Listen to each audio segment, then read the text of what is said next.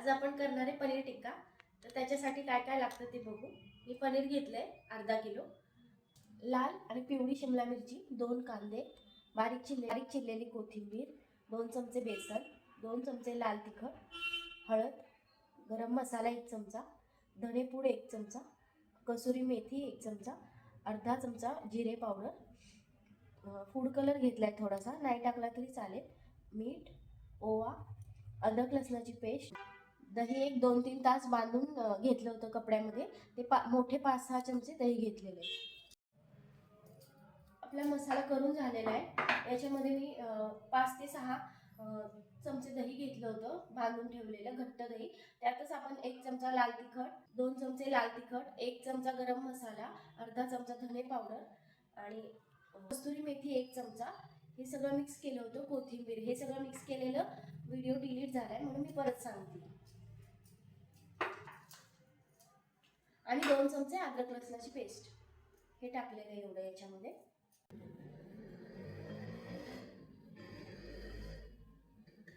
तेल गरम झाल्यावर 1 चमचा ओवा टाकायचा. याच्याने आपल्या पनीर टिक्क्याला टेस्ट खूप छान येते. हे 2 चमचे बेसन घेतले. आता याच्यात हे भाजून घेऊ आपण. जास्त डार्क नाही करायचं, थोडासा याचा कच्चेपणा निघेपर्यंत याला परतत राहायचं. तुम्ही डाळीच्या पिठाऐवजी कॉर्नफ्लॉवर पण घालू शकता याच्यात, 2 चमचे. कच्चेपणा निघून गेला. आता ह्यात मिक्स करून घ्यायचं. हे आता फेटून घेऊ छान.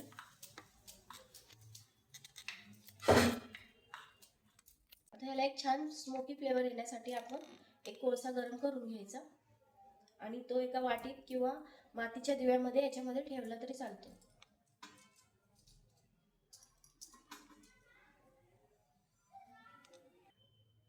यात मी एक मातीचा दिवा ठेवते.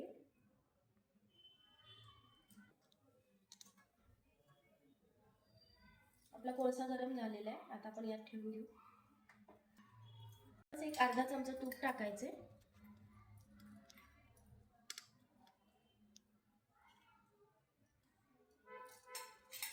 आणि याच्यावर असं झाकण ठेवून द्यायचं.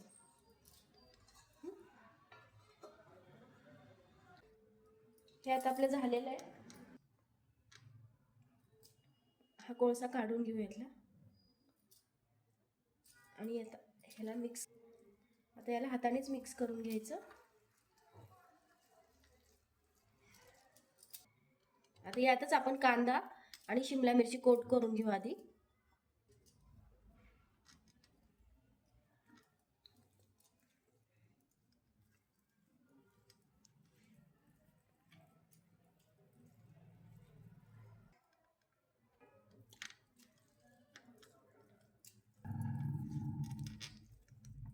आता आपण पनीरही कोट करून घेऊ याच्यात.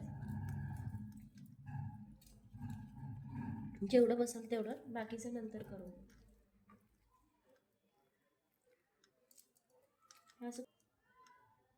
असं लावून घ्यायचं. मी या स्टिक घेणार आहे ओव्हनच्या. तुम्ही लाकडी स्टिक वापरले तरीही चालतील. सगळ्यात आधी आपण शिमला मिरची करून घेऊ.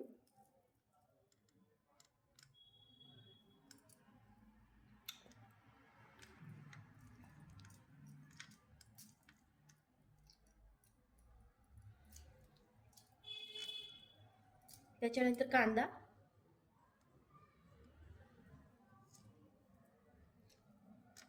मग पिवळी शिमला मिरची. पिवळी शिमला मिरची जर नसेल ना तर त्याच्या जागी तुम्ही टोमॅटो वापरला तरी चालणार आहे. मधला पोर्शन काढून टाकायचा. पनीर, परत एक पिवळी शिमला मिरची, कांदा,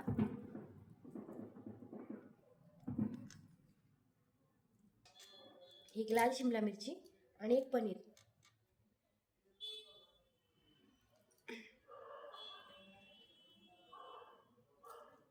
हीच प्रोसेस करायची सगळ्या स्टिकला.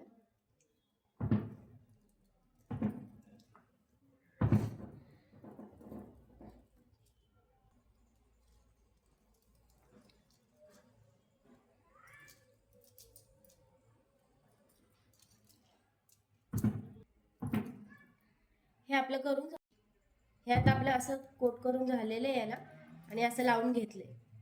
तुम्ही लाकडी स्टिकला लावलं तरीही चालणार आहे, पण ते आधी अर्धा तास पाण्यात भिजत घालायचे आणि मग करायचं. आता हे बाजूला ठेवून घेऊ आणि असंच मी सगळं करून घेते ओव्हनमध्ये. तुम्ही बघू शकता हे असं झालेलं आहे आपलं. एकदम छान कोट करून घेतलाय मसाला याला. पाणी बिलकुल ठेवायचं नाही, घट्टच दही ठेवायचं, तेव्हा हे असं कोट होतं, नाही तर मग पातळ होऊ शकतं.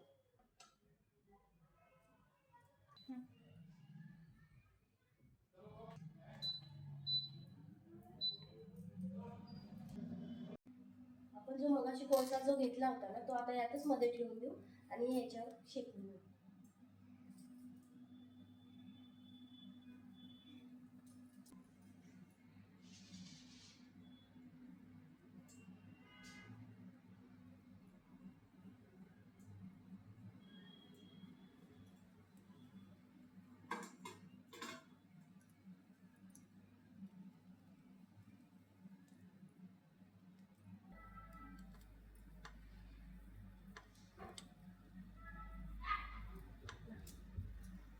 याचा कलरही खूप छान आलेला आहे बघा. हे असं सगळीकडूनच भाजून घ्यायचं.